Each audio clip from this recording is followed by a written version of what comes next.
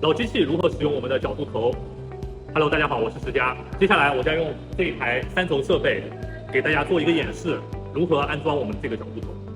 随后我们会配这样一个法兰盘，将法兰盘安装在我们的主轴上啊，这个是安装完以后的效果，做一个演示，这样装上去，装好之后的效果。接下来我们来调整一下需要用到的角度，把这2颗螺丝松了，松完之后呢，根据您的使用需求来调整它的角度。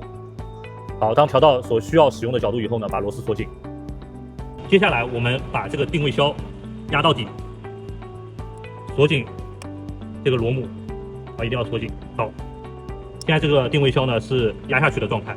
好，我们开始把这个角度头装在主轴上。好，现在我们可以把角度头安装在主轴上了。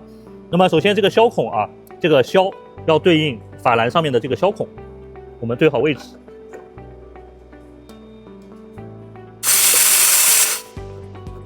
好，这样就已经安装好了，稍微有点晃动，因为我们前面把这个定位销呢压下去了，压到底了。接下来呢，我们需要放出这个定位销，把这个螺丝松一下。好，定位销复位，复位以后再把这个螺丝拧紧。好，拧紧以后，这个就不会再晃动了。